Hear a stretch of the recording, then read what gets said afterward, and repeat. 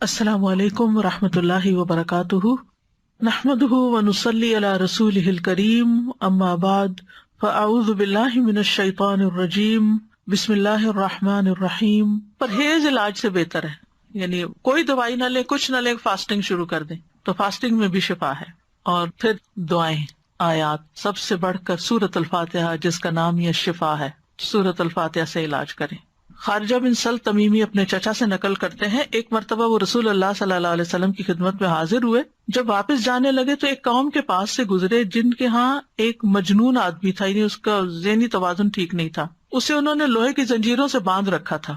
اس کے اہل خانہ کہنے لگے، ہمیں معلوم ہوا کہ تمہارا یہ ساتھی یعنی نبی صلی اللہ علیہ وسلم کو خیر لے کے آیا ہے، وہ خود نہیں ہوں گے مسلمان، نہیں پتا ہوگا، تو کیا اس کے پاس کوئی ایسی چیز ہے کہ جس سے علاج کیا جائے اس کا؟ وہ کہتے ہیں کہ میں نے سورۃ فاتحہ پڑھ کر دم کیا تو وہ ٹھیک ہو گیا۔ یقین اصل چیز ہے نا، کہ یقین کتنا ہے۔ ایک لیکچر یقین پر بھی ہونا چاہیے، کیونکہ نا دین کے معاملے میں، دعاؤں کے معاملے میں ہمارا یقین نہیں ہوتا۔ الثقۃ باللہ۔ پھر جو منزل ہم پڑھتے ہیں اس میں سورۃ فاتحہ کے علاوہ آیت الکرسی ہے، البقرہ کی آخری 2 آیات ہیں، کیونکہ نبی صلی اللہ علیہ وسلم نے فرمایا جس نے سورۃ البقرہ کی آخری 2 آیات ایک رات کو پڑھی وہ اسے ہر آفت سے بچانے کے لیے کافی ہوں گی۔ اور آیت الکرسی کا تو فائدہ آپ کو معلوم ہی ہے۔ پھر معوذات ہیں، قل هو اللہ احد، قل اعوذ برب الفلق، قل اعوذ برب الناس۔ نبی صلی اللہ علیہ وسلم نے فرمایا صبح اور شام 3 بار معوذات کہہ لو تو یہ ہر چیز سے تمہیں کفایت کریں گی۔ پھر یہ دعا جو کل میں نے آپ کو بتائی تھی، انی مسنی الضر وانت ارحم الراحمین۔ اور اگر وسوسے آ رہے ہیں بہت اور بے چینی ہے اور دل پریشان ہے تو انی مسنی الشیطان بنصب وعذاب، کہ شیطان نے مجھے سخت تکلیف اور عذاب میں ڈال رکھا ہے، یعنی وسوسوں اور نیگیٹو تھنکنگ کی وجہ سے۔ حضرت ایوب علیہ السلام کا حال یاد کر کے اور پھر انت ارحم الراحمین بھی کہیں ساتھ۔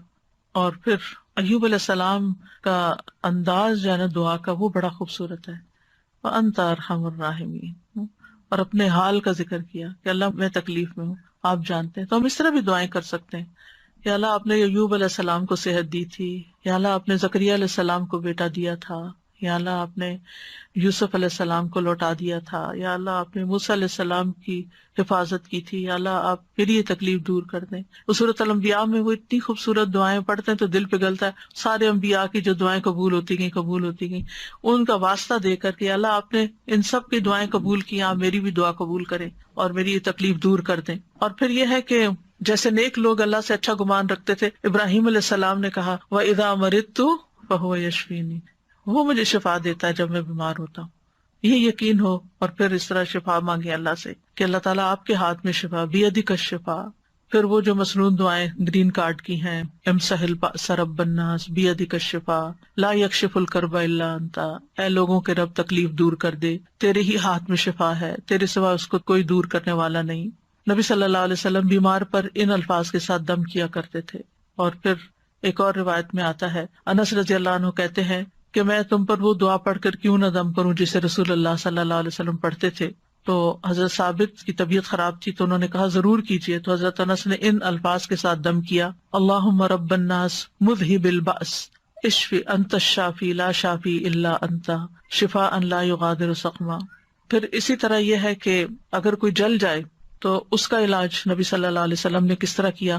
ایک خاتون کہتی ہیں کہ میں حبشہ سے واپس آ رہی تھی، مدینہ سے کچھ فاصلے پر تھی، تو کھانا پکانا شروع کیا، لکڑیاں ختم ہوئی تو لکڑیوں کی تلاش میں نکلی تو بچے نے ہانڈی اپنے اوپر گرا لی اور وہ بازو پہ گر گئی اور وہ جل گیا۔ تو وہ پھر لے کے نبی صلی اللہ علیہ وسلم کی خدمت میں حاضر ہوئی، کہا اللہ کے رسول صلی اللہ علیہ وسلم میرے ماں باپ آپ پہ قربان، یہ محمد بن حاتم ہیں اور ان کے ساتھ یہ ہوا ہے۔ تو آپ نے اپنا لعاب دہن ڈالا اور سر پہ ہاتھ پھیرا اور برکت کی دعا کی، اور اس جلی ہوئی جگہ پر لعاب دہن ڈالتے جاتے تھے اور ساتھ یہ دعا پڑھتے تھے، اذہب البأس رب الناس واشفی انت الشافی لا شفاء الا شفاؤک اشفی شفاء لا یغادر سقما۔ اور پچھلے دنوں ایک پوسٹ آپ نے بھی شاید دیکھی ہو جس میں وہ کوئی حکیم یا طبیب ایسی ریکمینڈ کرتا ہے کہ اگر کوئی شخص صبح کے وقت اپنا پہلا لعاب اپنی آنکھوں کے اندر لگاتا ہے تو اس کی آنکھوں کی بینائی تیز ہو جاتی ہے اور بیماریاں دور ہوتے ہیں۔ بہرحال لعاب کے اندر بھی اللہ نے شفا رکھی ہے۔ اور پھر اسی طرح خود کو تکلیف ہو، اور یہ تو میں نے بہت دفعہ آزمایا ہے کہ درد کی جگہ پر ہاتھ رکھ کے انسان 3 دفعہ بسم اللہ پڑھے اور 7 دفعہ اعوذ بعزت اللہ و قدرتی من شر ما اجد و احاذر. بہت ہی خوبصورت دعا ہے اور بہت جلد تکلیف دور ہوتی ہے. خاص طور پہ اگر گھٹنوں وغیرہ میں تکلیف ہے تو آپ ان کو کلونجی کے آئل سے رب بھی کرتے جائیں اور یہ دعا پڑھتے جائیں تو انشاءاللہ ٹھیک ہو جائیں گے. پھر اسی طرح اگر کہیں پھوڑا پھنسی ہے چھوٹا موٹا تو اس پر نبی صلی اللہ علیہ وسلم یہ دعا پڑھتے تھے، بسم اللہ تربت اردنا بریقت بادنا لیشفا بہ سقیمنا باذن ربنا. اللہ کے نام کے ساتھ ہماری زمین کی مٹی، یعنی جس زمین پہ انسان رہتا ہے وہیں کی مٹی لے سکتا ہے اگر مدینہ کی مٹی نہ ہو. ہمارے رب کے حکم سے ہم میں سے بعض کے لعاب کے ساتھ ہمارے بیمار کو شفا دی جائے. یعنی وہاں پر کوئی بڑی بڑی فارمیسیز نہیں تھی، کوئی اور علاج کے لیے ہاسپٹل نہیں تھے، تو یہی چیزیں جو تھیں نبی صلی اللہ علیہ وسلم نے عملاً کر کے دکھائیں اور لوگوں کو فائدہ بھی پہنچا. تو نبی صلی اللہ علیہ وسلم کسی کے جسم پر کوئی پھوڑا، کوئی زخم، کوئی تکلیف ہوتی تو لعاب کے ساتھ مٹی لگا کے اس جگہ پر لگا دیتے تھے. اور راکھ کا لگانا جو ہے، آپ صلی اللہ علیہ وسلم کو جب جنگ احد میں آپ کو تکلیف پہنچی تھی تو حضرت فاطمہ نے چٹائی جلا کے اس کی راکھ جو تھی وہ وہاں لگا کے تو پٹی کی تھی، تو اس میں بھی اللہ تعالیٰ نے شفا رکھی ہے. اور پھر اسی طرح تکلیف اور پریشانی کے وقت کی جو عام دعائیں ہیں وہ بھی پڑھنی چاہیے. یا حیو یا قیوم برحمتک استغیث اللہ اللہ ربی لا اشرک بہ شیئا. پھر اسی طرح لا الہ الا انت سبحانک انی کنت من الظالمین. پھر نبی صلی اللہ علیہ وسلم جب کرب اور تکلیف اور پریشانی اور بے چینی ہوتی تھی اس وقت پڑھتے تھے لا الہ الا اللہ العظیم الحلیم، لا الہ الا اللہ رب العرش العظیم، لا الہ الا اللہ رب السماوات و رب الارض و رب العرش الکریم. یعنی عرش سب سے بڑی چیز ہے نا مخلوقات میں سے، تو اس کے رب کا واسطہ دے کر پھر دعا کرتے تھے. پھر اسی طرح عافیت کی دعائیں بھی مانگنی چاہیے کہ اللہ تعالیٰ بیماریوں سے محفوظ رکھ، خاص طور پر جب کوئی وبا وغیرہ پھیلی ہو یا آپ کسی بیمار کو دیکھیں یا ہاسپٹل میں جائیں یا کسی کی تیمارداری کرنے جائیں. ویسے بھی صبح شام 3 دفعہ اللہم عافنی فی بدنی، اللہم عافنی فی سمعی، اللہم عافنی فی بصری، لا الہ الا انت. پھر اللہم انی اعوذ بک من زوال نعمتک وتحول عافیتک وفجاءۃ نقمتک وجمیع سخطک. اے اللہ بے شک میں تیری پناہ لیتا ہوں اس بات سے کہ تیری دی ہوئی کوئی نعمت مجھ سے چھن جائے اور تیری دی ہوئی عافیت پلٹ جائے اور کوئی ناگہانی عذاب آ جائے، اور میں تیری تمام ناراضگیوں سے تیری پناہ لیتا ہوں. اور پھر اللہم انی اعوذ بک من جہد البلاء ودرک الشقاء وسوء القضاء وشماتۃ الاعداء. اے اللہ بے شک میں تیری پناہ مانگتا ہوں سخت مصیبت، بدبختی لاحق ہونے، بری تقدیر اور دشمنوں کے خوش ہونے سے. پھر اسی طرح اللہم انی اعوذ بک من السمم والبکم والجنون والجذام والبرص وسیء الاسقام. اے اللہ بے شک میں بہرے پن، گنگے پن، پاگل پن، کوڑ، برس اور تمام بری بیماریوں سے تیری پناہ مانگتا ہوں. اور پھر اللہم انی اعوذ بک من الہم والحزن والعجز والکسل والجبن والبخل وغلبۃ الدین وقہر الرجال. اخلاقی بیماریوں سے، روحانی بیماریوں سے نجات. اے اللہ میں تیری پناہ مانگتا ہوں دکھ، غم، عاجزی، سستی، بخل، بزدلی، قرضداری کے بوجھ اور لوگوں کے اپنے اوپر غلبے سے. پھر اعوذ بکلمات اللہ التامات من شر ما خلق. ہر طرح کے شر سے اللہ تو مجھے بچا لے. جہاں بھی انسان جائے، کسی شہر میں جائے، کسی جگہ پر جائے، پلین میں ہو، کہیں پر آپ انٹر ہو، بینک میں، اسکول میں، تو 3 دفعہ اگر آپ یہ پڑھ لیں کوئی چیز آپ کو نقصان نہیں دیتی.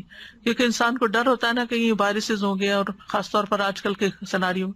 پھر اعوذ بکلمات اللہ التامات من کل شیطان وہامۃ ومن کل عین لامۃ. یعنی لوگوں کی گیدرنگ میں جائیں آپ کو ڈر ہوتا ہے کہ نظر نہ لگ جائے، کوئی اور اسی طرح کی چیز. یہ دعا بھی بہت فائدے کی ہے، ویسے بھی پڑھنی چاہیے. اور پھر شیطانی وسوسے سے اگر بہت نیگیٹو تھنکنگ ہو رہی ہو اور بہت برے برے خیالات آ رہے ہوں، کسی کے بارے میں کوئی بات بہت بری ستا رہی ہو، تو اعوذ بکلمات اللہ التامات من غضبہ وعقابہ وشر عبادہ ومن ہمزات الشیاطین وان یحضرون.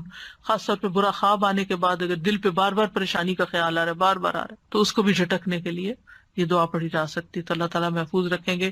بس آخر میں چند موٹی موٹی باتیں کہ اگر آپ کسی بیمار کے پاس جائیں تو کن چیزوں کا خیال رکھیں، کیونکہ مریضوں کی عادت کا حکم دیا گیا ہے، کیونکہ اس سے انسان کو اپنی نعمتیں یاد آتی ہیں اور انسان کو آخرت کی یاد آتی ہے. اور مسلمان کی عادت جو ہے وہ دوسرے مسلمان پر حق ہے، خاص طور پر اگر کوئی قریبی لوگوں میں سے ہو. نبی صلی اللہ علیہ وسلم نے فرمایا جب کوئی شخص اپنے کسی مسلمان بھائی کی عادت کرتا ہے تو وہ جنت کے باغات میں چلتا ہے یہاں تک کہ بیٹھ جائے. اس کے بیٹھنے پر اللہ کی رحمت اسے ڈھانپ لیتی ہے. اگر واقعی عادت کی نیت سے کسی کے پاس جاتے ہیں اور عبادت کی نیت سے اور اگر صبح کے وقت جائے تو شام تک 70,000 فرشتے اس کے لیے دعائے بخشش کرتے ہیں، اور شام کو جائے تو صبح تک، یعنی اتنا بڑا اجر و ثواب ہے۔ اور عیادت نہ کرنے والوں کی مذمت کی گئی ہے۔ اللہ تعالیٰ قیامت کے دن فرمائیں گے کہ میرا فلاں بندہ بیمار تھا، تو نے اس کی عیادت نہیں کی، یعنی تم نے اس کا حال ہی نہیں پوچھا، اگر تو اس کی عیادت کرتا تو مجھے اس کے پاس پاتا۔ عیادت کرتے وقت اسے اجر کی خوشخبری دی جاتی ہے، اور مریض کو دعا دے کر خوش کریں، ہو سکے اس کو دم کر دیں اور دعا کا کارڈ دے دیں، کوئی بھی ایسی چیز اس کو بتائیں کہ یہ بیماری اس کے درجات کی بلندی کا ذریعہ، اچھی باتیں کریں، حوصلہ افزائی کریں، غم گساری کریں۔ اور عیادت کے وقت کی دعاؤں میں لا بأس طہور انشاءاللہ، کوئی بات نہیں، ٹھیک ہو جاؤ گے، سب صاف ہو جائے گا۔ اگر اور دعائیں آپ کو لمبی چوڑی نہیں بھی آتی تو سورۃ فاتحہ تو سب کو آتی، سورۃ فاتحہ پڑھ کے دم کر دیں، معوذات پڑھ کے دم کر دیں، اور پھر اسأل اللہ العظیم رب العرش العظیم ان یشفیک 7 دفعہ پڑھ کے آپ اس پہ دم کر دیں۔ نبی صلی اللہ علیہ وسلم نے فرمایا جو مسلمان کسی بیمار کی عیادت کے لیے اس کے پاس آئے جس کی موت کا وقت نہ آیا ہو اور 7 مرتبہ یہ پڑھے تو اللہ تعالیٰ اس کو شفا عطا کر دیتا ہے۔ تو یہ بیمار کے لیے پڑھنی چاہیے۔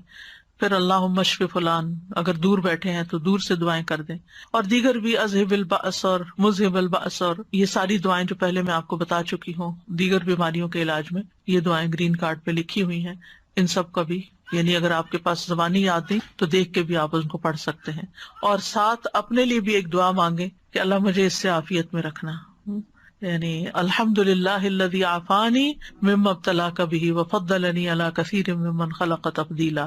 تو حدیث میں آتا ہے کہ جو یہ پڑھے گا اس مصیبت سے محفوظ رہے گا جس میں دوسرا مبتلا ہے۔ تو اللہ تعالیٰ ہمیں بیماریوں میں اور ساری تکلیفوں میں درست رویہ اختیار کرنے کی توفیق دے، اور سنت کے مطابق علاج بھی اور بہیو کرنے کی توفیق دے جس سے اللہ تعالیٰ راضی ہو جائے۔ یہ ایک بھاری امتحان ہے، اس امتحان کو پاس کرنا ضروری ہے، اور پاس کرنے پر بہت بڑے درجات ہیں، اور اگر انسان اس پر ناکام ہو جاتا ہے تو دنیا میں بھی تکلیف اور آخرت کی بھی تکلیف۔